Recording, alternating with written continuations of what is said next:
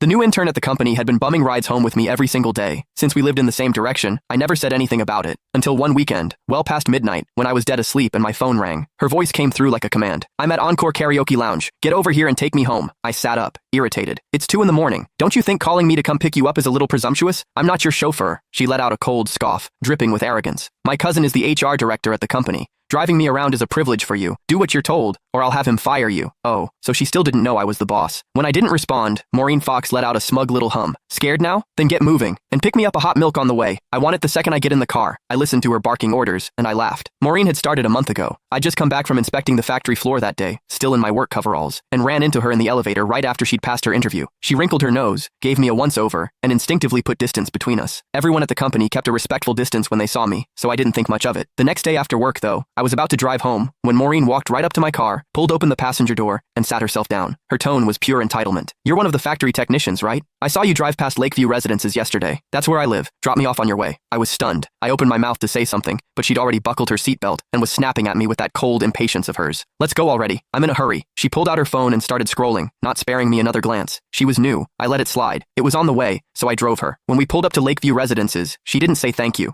She just shoved the door shut and walked off without looking back. I thought that would be the end of it. It wasn't. From that day on, Maureen showed up in my passenger seat after work like clockwork. Never asked, never waited for an invitation. Before I could even object, she started making demands. "From now on, stop by my building in the mornings when you're heading in. Pick me up on the way. I hate the smell of smoke. I know it's your car, but no more smoking in it. I got down here 3 minutes before you today. Be faster next time. Don't make me wait. These seats are too hard. Bring a cushion for me tomorrow. Something soft. I don't like the color of this car. When you get a chance, wrap it in pink." Now I knew. Her cousin was the HR director. "Hello? Why aren't you saying anything? Are you on your way or not?" Maureen's impatient voice crackled through the phone again. I yawned. "No, I'm going back to sleep. Call yourself a cab." I hung up. Before I could even set the phone down, it rang again. Maureen again. "Are you out of your mind? You actually hung up on me? Do you have any idea that my cousin is sitting right next to me?" I replied lazily. "Oh, and?"